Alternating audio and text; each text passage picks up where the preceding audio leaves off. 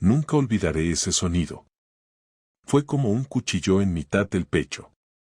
Estaba en la cocina, sacando una cerveza del frigorífico, cuando escuché desde el dormitorio un gemido, y no era mío. Me quedé quieto. Totalmente congelado. El reloj de la cocina marcaba las 11:15 de la noche. Yo acababa de llegar de cenar con un colega del curro, una cena improvisada, sin importancia, y Laura me había dicho que estaba cansada, que se quedaba en casa viendo algo en Netflix. Así que no la molesté, no le escribí ni le llamé. Ella hacía lo suyo, yo lo mío. Pero ese gemido era inconfundible. No era una risa, no era tos, no era un maldito bostezo. Era placer. Puro y sucio placer. Y no venía de la tele. No reaccioné de golpe. Lo primero que pensé fue, ¿me estoy volviendo loco? Caminé lento, sin hacer ruido, hasta el pasillo. La puerta del dormitorio estaba entreabierta. La luz apagada. Solo entraba la tenue iluminación del pasillo. Escuché otro gemido. Esta vez acompañado de una respiración rápida. Y después, un susurro que todavía se me clava en los oídos. Sigue así, no pares. Era ella. Laura. Mi mujer.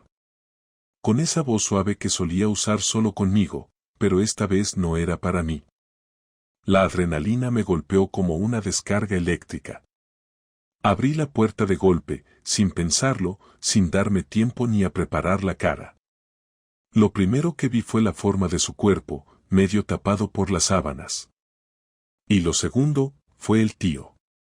Alto, moreno, unos 30 y pocos, y completamente desnudo. No gritó. No saltó de la cama. Me miró con una mezcla de susto y arrogancia. Como si pensara, bueno, ya está hecho. Laura sí gritó. Se cubrió con las sábanas y se apartó de él como si eso pudiera borrar lo que acababa de pasar. Pero no hubo llanto, no hubo disculpas. Solo una frase que se me quedó grabada. No es lo que parece. Imagínate decir eso cuando estás en la cama con otro, sudando y jadeando, y tu marido entra por la puerta. No me fui. Me quedé ahí de pie. Mirándolos. El tío empezó a vestirse, sin decir palabra. Ni un perdona, ni un me voy. Solo se puso los vaqueros, cogió la camiseta del suelo y salió. Ni siquiera cerró bien la puerta. ¿Y Laura? Laura se quedó sentada, temblando, sin saber si debía hablar o esconderse. Y ahí estaba yo. En la misma habitación donde dormimos, donde hicimos el amor cientos de veces, donde soñamos con tener hijos que nunca llegaron, y ahora olía a sexo ajeno. No dije nada. Di media vuelta, bajé a la cocina, abrí la cerveza y me la bebí de un trago. Después otra. Y otra. A las 12 en punto subí, ella seguía en la cama, sin moverse. Y por primera vez en mi vida le dije con voz tranquila. Mañana hablaremos. Duerme donde te dé la gana, pero no en esta casa. Me encerré en el despacho. Me senté en la silla. Y entonces, solo entonces, empecé a temblar. No dormí esa noche. Me quedé sentado en la silla del despacho hasta que amaneció. No por dramatismo, sino porque no podía pensar en otra cosa. Tenía los ojos abiertos, clavados en la pared, y una sola idea dándome vueltas por la cabeza, ¿cómo coño había pasado esto sin que me diera cuenta? No soy un marido perfecto, ni mucho menos, pero tampoco he sido un idiota. Siempre creí que si Laura alguna vez se alejaba, si algo iba mal entre nosotros, lo vería venir. Pero no. No vi nada. Me lo encontré de golpe, como si alguien hubiera arrancado la alfombra de golpe bajo mis pies. En mi propia casa. En mi cama. No subí a verla. No me hizo falta. Sabía que estaba allí, despierta, pensando lo mismo que yo, pero con una diferencia, ella lo había hecho, y yo solo estaba reaccionando. Esa es la parte que más duele. No el sexo en sí, no el tipo desnudo que ni siquiera tuvo la decencia de salir avergonzado. No. Lo que realmente me jodía era saber que, mientras yo andaba por ahí creyendo que todo estaba más o menos bien, ella ya había cruzado la línea. Lo había planeado. Lo había permitido. Había tomado la decisión. A las 8:30, subí al dormitorio. Estaba vestida, sentada en el borde de la cama, con cara de alguien que se ha quedado sin argumentos antes de empezar. Me miró. No dije buenos días, ni pregunté si había dormido. Fui al armario, cogí unos vaqueros, una camiseta y me cambié ahí mismo, delante de ella, como si no me importara nada. Y en realidad, en ese momento, no me importaba. Ni su cara, ni su silencio, ni su intento de mantener la compostura. ¿Vamos a hablar o vas a seguir haciéndote el muerto? Me soltó de pronto. No contesté al principio. Me senté en la silla que está al lado del armario y la miré. Quería que hablara. Quería que fuera ella la que explicara lo inexplicable, que soltara las justificaciones que había estado preparando durante la madrugada. Pero no tenía un discurso pulido. Solo excusas baratas. Fue un error, dijo, bajando la mirada. No sé qué me pasó. Estaba confundida. ¿Confundida? ¿Con qué? ¿Con quién? ¿Con tu ropa interior? ¿Con el camino a nuestra casa? No me hables así, joder, saltó, ahora sí con rabia. ¿Te crees que todo es tan fácil? ¿Que uno se levanta un día y dice, hoy voy a cagarme en mi matrimonio? Tú sabrás. Yo nunca he follado con nadie fuera de esta casa. Ni en esta casa con otra persona. Tú sí. Así que explícamelo tú. Y entonces se calló. No lloró. No suplicó. Me miró con una mezcla de cansancio y desprecio que no supe interpretar en ese momento. Como si en vez de sentir culpa, estuviera harta de que la hubiera pillado. Esa mirada fue lo que me hizo entender que esto no había sido un desliz, ni un error momentáneo, ni una calentura. No. Esto era una decisión consciente. Deliberada. Una ruptura interna que venía de antes, y yo no me había enterado. ¿Quién es? Pregunté, sin levantar la voz. No importa, dijo, girando la cabeza hacia la ventana. Sí que importa. Está en tu cama. Quiero saber quién es. No te va a servir de nada saberlo. No vas a sentirte mejor. No va a arreglar lo que pasó. No quiero arreglar nada, Laura. Quiero saber con quién te acostaste en mi casa. Tardó unos segundos en responder. Me observó como si estuviera calculando cuánto iba a dolerme la respuesta. Es de la clínica. Uno nuevo. Diego. Tiene 29 años.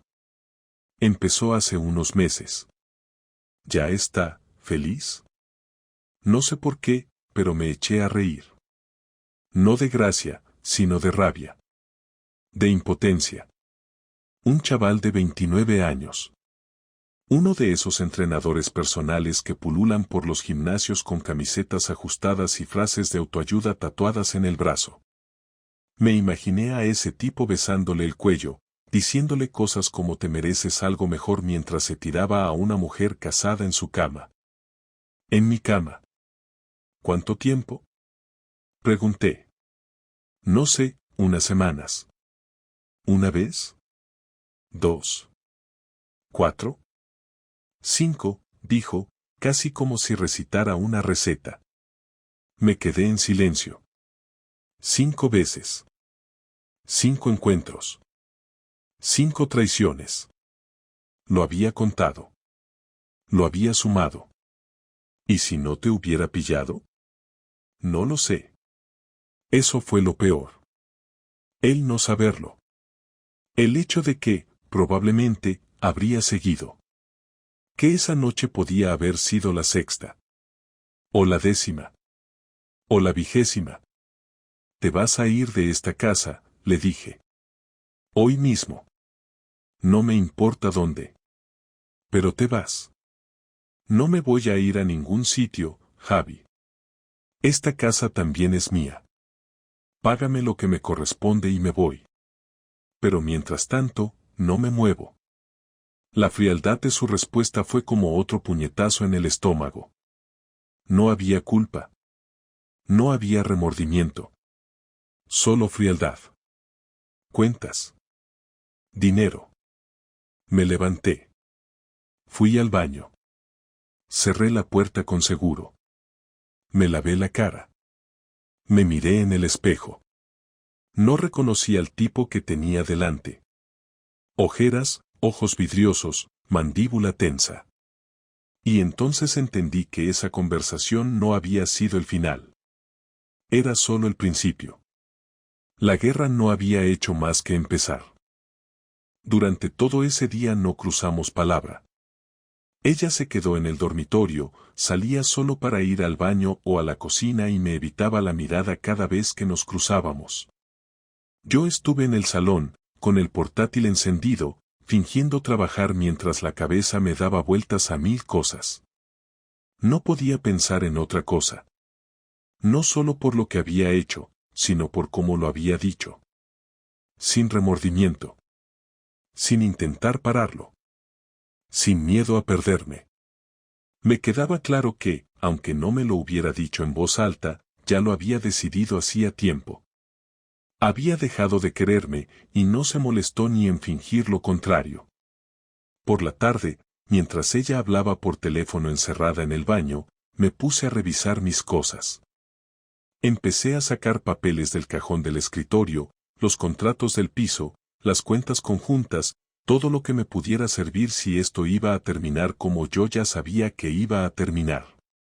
No estaba pensando con rabia, sino con claridad. Me habían humillado en mi propia casa, y no estaba dispuesto a que además me hicieran quedar como el tonto que se queda mirando cómo le roban la dignidad sin hacer nada. Esa noche, cuando bajó a prepararse algo de cenar, me levanté del sofá y la enfrenté de nuevo. No iba a dejar que esto se convirtiera en una rutina silenciosa donde ella se hace la víctima y yo finjo que todo está bien. Vamos a hablar ya, Laura. No más evasivas. No más ya veremos. ¿Qué coño quieres hacer? Ella cerró la nevera sin mirarme. Se apoyó en la encimera y suspiró, como si ya le diera igual todo. Me dio una respuesta que no esperaba. Quiero separarme. Lo estaba pensando desde hace tiempo, pero no sabía cómo decirlo. Ahora ya lo sabes. Me quiero separar. No lo dijo con tristeza. Lo dijo como si me estuviera diciendo que quería cambiarse de gimnasio o pedir comida china en vez de pizza. Una decisión tomada, sin emoción, sin consideración por lo que estaba rompiendo. Me costó mantenerme firme, pero lo hice. No le iba a dar el espectáculo de un hombre roto. Ya había tenido suficiente dignidad como para no sacarla a patadas la noche anterior, así que ahora iba a hacer las cosas a mi manera. Perfecto. Pero no vas a quedarte aquí como si nada. No voy a compartir techo contigo mientras te acuestas con otro. Si tú no te vas, me voy yo. Pero esto se acaba hoy. ¿Y te vas a ir así? ¿Sin hablarlo bien? ¿Sin pensar en lo que implica? ¿Tú pensaste en algo cuando te lo follaste en esta casa? Ahí se quedó callada. La pregunta la descolocó por un momento. Y por fin vi algo de culpa en su cara. Pero duró poco. Se recompuso rápido, como si se hubiera entrenado para esto. No quiero pelear, Javier. Esto no tiene arreglo. Yo ya no siento lo mismo por ti. Hace meses que no siento nada. Y lo que pasó con Diego solo fue la consecuencia, no la causa. ¿Y por qué no tuviste los cojones de decírmelo antes? Porque no quería herirte. Porque me daba miedo. porque no sabía cómo hacerlo. Pues enhorabuena, al final lo hiciste de la peor forma posible. Me mentiste, me engañaste, me humillaste. Y ahora encima quieres quedarte en casa como si nada. No me voy a ir. Este piso es mío también. Lo compramos juntos. No te preocupes, voy a hablar con un abogado. Mañana mismo. Si hace falta vendo mi parte, pero no pienso pasar otro día bajo el mismo techo que tú. Ella no respondió. Se fue al dormitorio sin decir nada más. Cerró la puerta. Y yo me quedé ahí, solo, otra vez, sintiendo esa mezcla de rabia, tristeza, humillación y una calma extraña. Ya no había vuelta atrás. Ya no había nada que arreglar. Se acabó.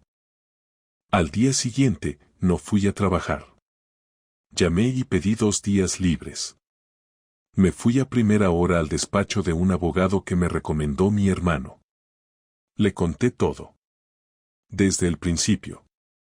Sin ocultar nada. El tipo, un hombre de unos 50 años con cara de haber escuchado demasiadas historias similares, me explicó con claridad lo que tenía que hacer: separación de bienes, liquidación del piso. Si no había hijos ni testamento complicado, era un proceso limpio. Me explicó cómo presentar la demanda de divorcio, cómo solicitar que uno de los dos abandonara el domicilio temporalmente por convivencia imposible, y qué podía hacer si ella se negaba. Tomé nota de todo. Cuando volví a casa por la tarde, ella estaba en el sofá viendo una serie. Me ignoró por completo. No dije nada. Fui al dormitorio, empecé a guardar ropa en una maleta. Ella entró cuando ya estaba cerrándola. ¿Te vas? Sí. Esta noche me voy a casa de mi primo. Mañana hablaré con el abogado y pondremos fecha para firmar. No te preocupes, no voy a hacer escándalos. Pero esto se acabó. Definitivamente. Haz lo que tengas que hacer. Eso haré. Pero te aviso, Laura. Todo lo que pase a partir de ahora será por tu decisión. Tú cruzaste la línea. Tú la cagaste.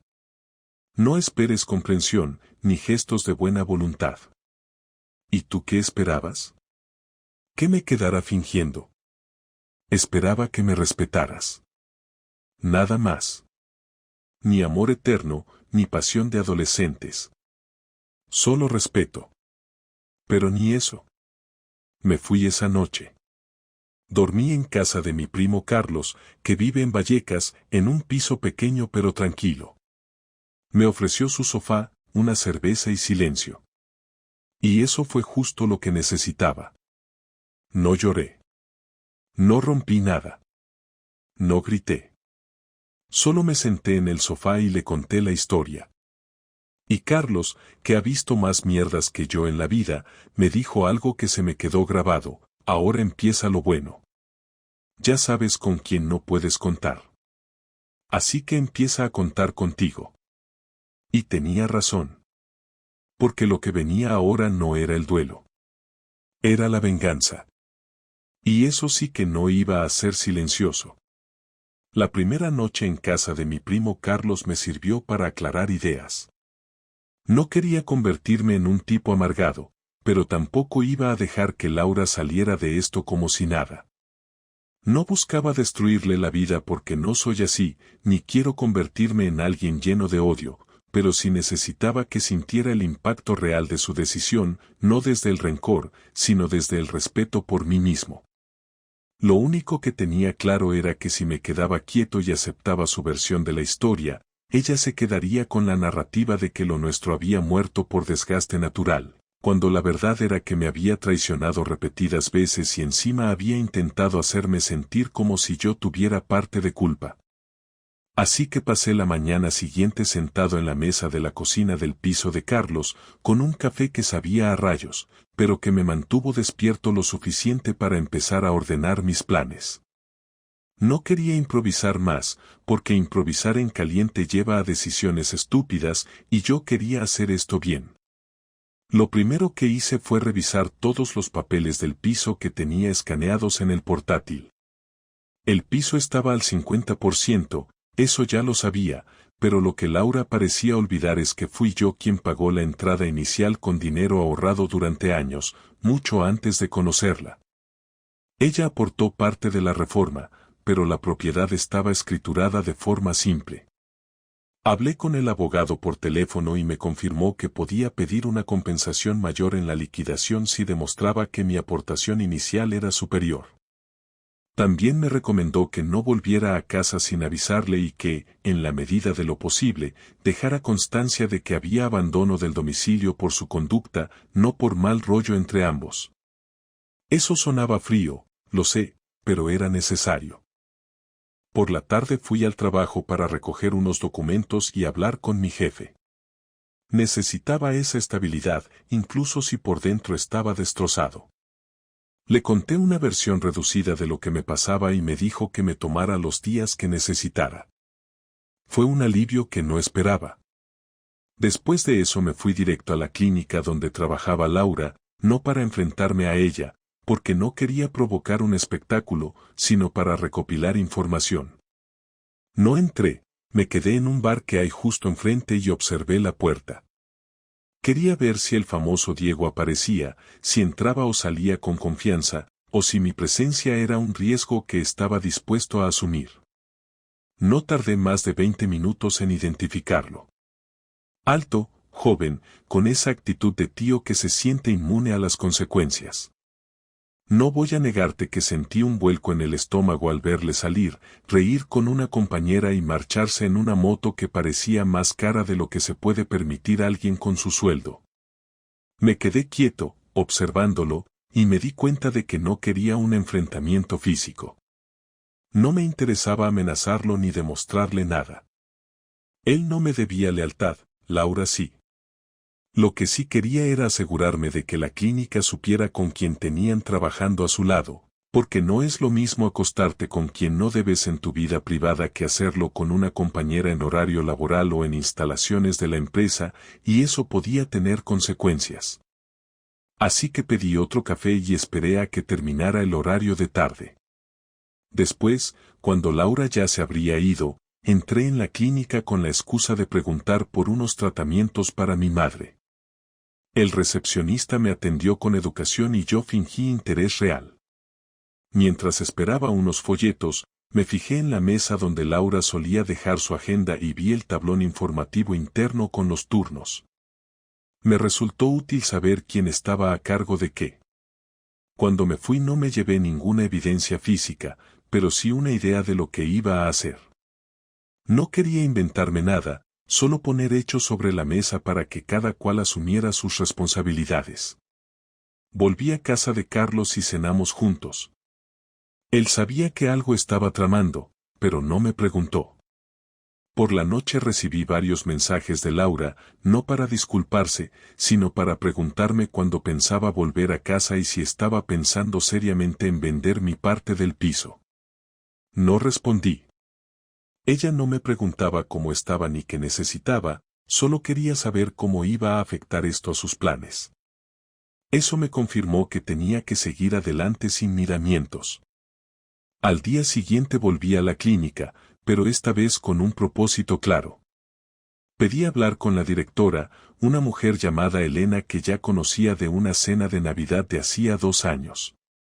Le expliqué que necesitaba hacerle llegar información relacionada con un trabajador, sin entrar en detalles personales. Ella insistió en que se lo enviara por escrito, y eso era justo lo que estaba buscando. Le entregué una carta formal redactada por mi abogado, donde explicaba que se había producido una situación grave dentro de las instalaciones de la empresa, relacionada con el comportamiento inapropiado de un fisioterapeuta con una compañera durante horario laboral y utilizando espacios profesionales con fines no relacionados con la actividad. No mencioné nombres. No acusé de forma directa. Solo pedí que investigara el asunto porque me afectaba legalmente como parte de un proceso de separación. Dejé claro que no iba contra la empresa, sino que necesitaba dejar constancia. Ella tomó la carta con seriedad y me aseguró que la revisarían. Yo no mentí en ningún momento. Sabía perfectamente que Laura y Diego habían quedado varias veces en la clínica fuera de horario, porque ella misma me lo había contado meses atrás en un contexto inocente, y esa información ahora tenía un peso distinto.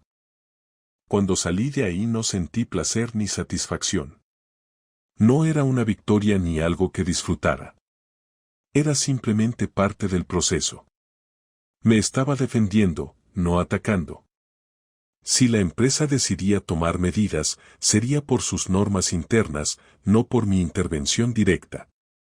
Yo solo había cumplido con lo que el abogado me recomendó, dejar pruebas de la situación para que Laura no pudiera inventarse escenarios en los papeles. Esa tarde recibí 10 llamadas suyas. No contesté.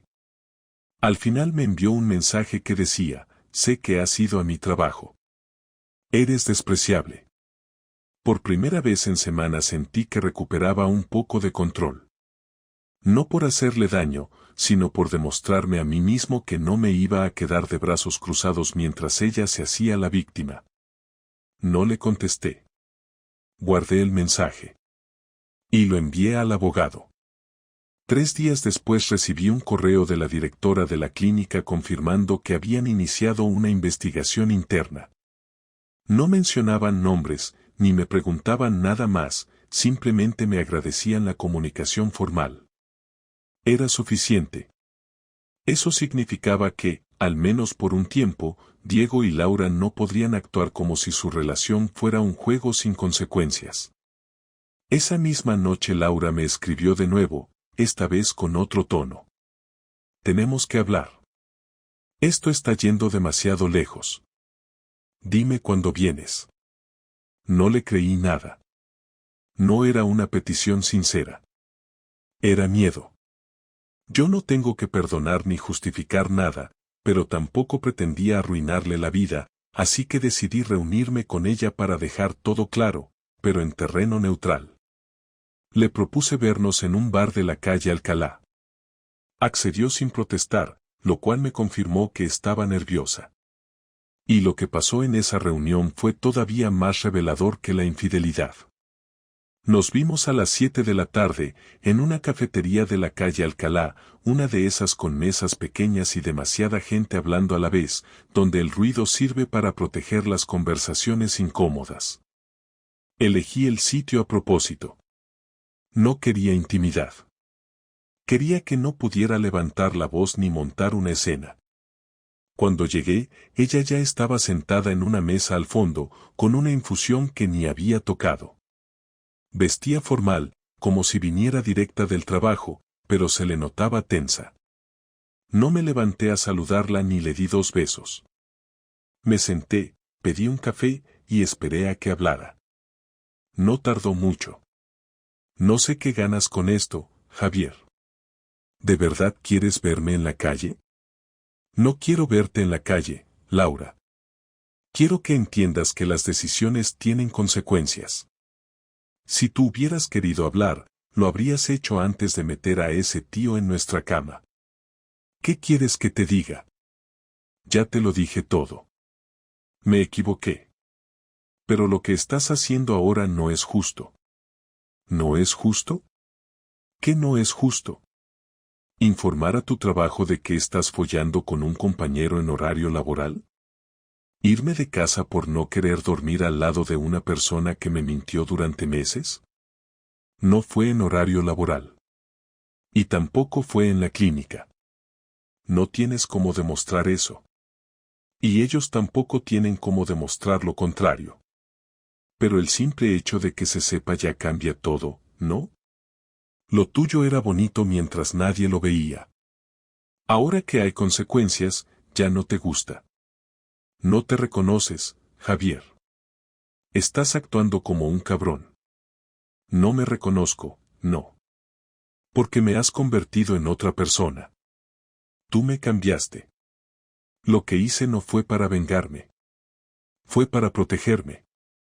Para que el día que firmemos los papeles, no me digas que esto fue culpa de los dos. Tú también te alejaste hace tiempo. No pongas todo en mí. No me hablabas como antes. Siempre estabas en lo tuyo. Ni siquiera notaste que yo estaba mal. ¿Y eso justifica que te tires a otro?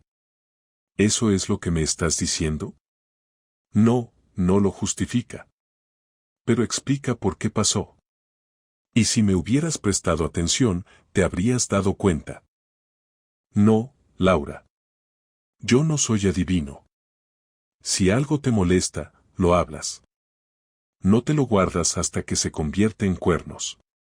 Yo también he estado cansado, también he estado harto de cosas, pero no fui a meterme en la cama de otra. Porque yo sí respetaba lo que teníamos. Ella bajó la mirada. Por primera vez desde que empezó todo, no tenía una respuesta inmediata. Se quedó en silencio, tocando la taza con la yema de los dedos. Me miró y por un momento pensé que iba a decir algo diferente, pero lo único que salió de su boca fue una frase que me pareció patética. ¿Y ahora qué vas a hacer?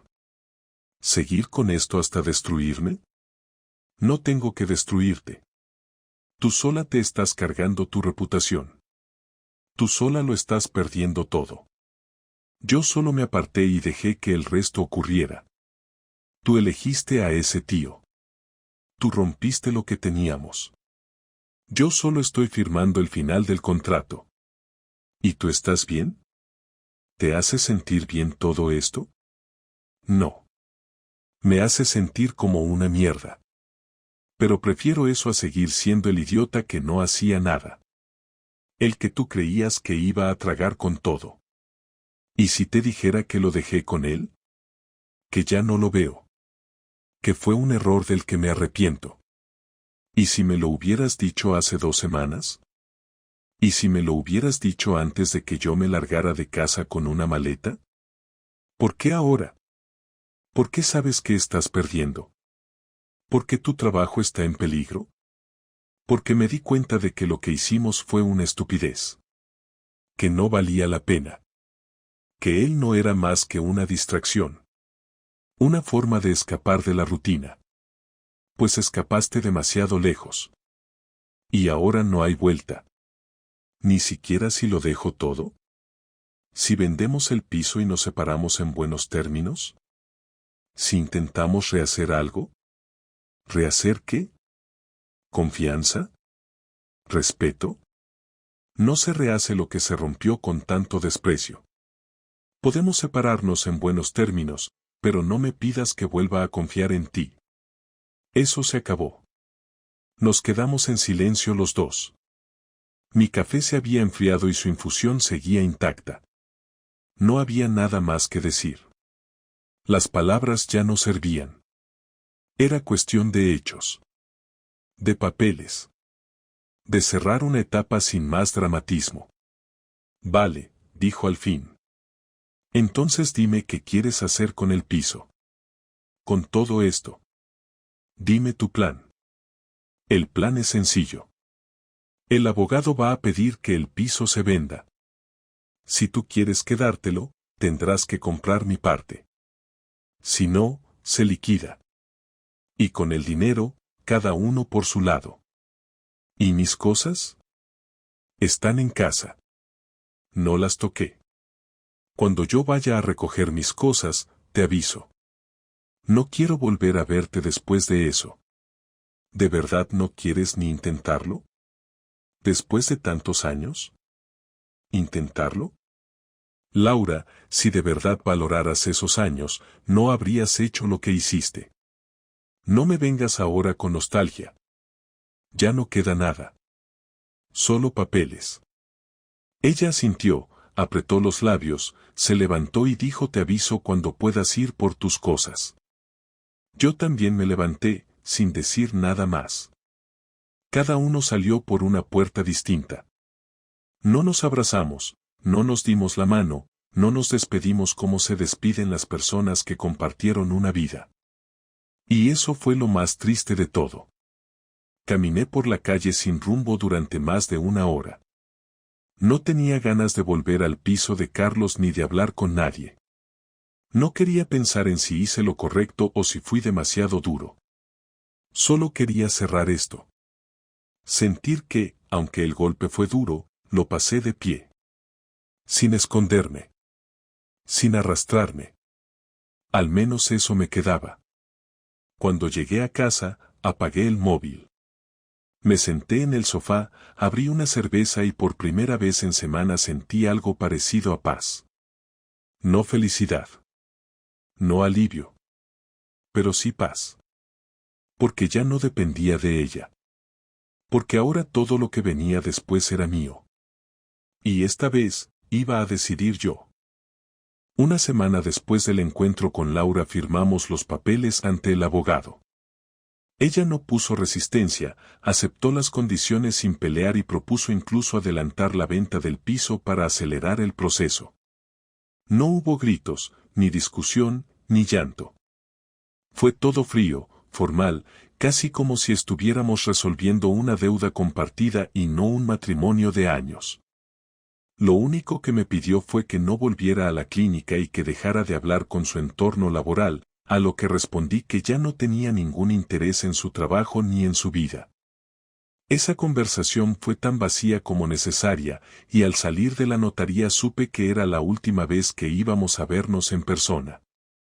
No porque lo dijéramos, sino porque ya no tenía sentido seguir prolongando algo que estaba muerto desde mucho antes de que yo lo supiera. Lo que más me impactó no fue el momento de la firma, sino como sentí un vacío tan neutro al hacerlo. No hubo alivio, no hubo tristeza, no hubo rabia. Solo una sensación de cierre técnico, como cuando cierras una cuenta bancaria que ya no usas. Regresé al piso de Carlos con la idea clara de encontrar mi propia vivienda lo antes posible. No quería abusar de su hospitalidad, aunque él insistía en que podía quedarme el tiempo que hiciera falta. En menos de 2 semanas encontré un pequeño piso de alquiler en la zona de Tetuán. No era gran cosa, pero estaba limpio, silencioso y sobre todo era mío.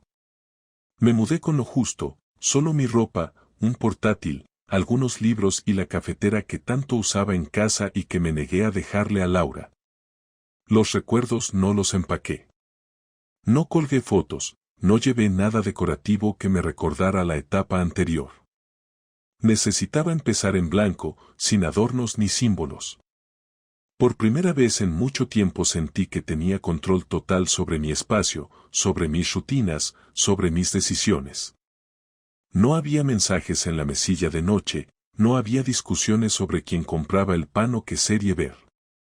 Y aunque esa soledad pesaba a ratos, prefería eso a seguir conviviendo con alguien que se me había hecho irreconocible. Durante los primeros días en el nuevo piso me dediqué a ordenar mi vida por partes.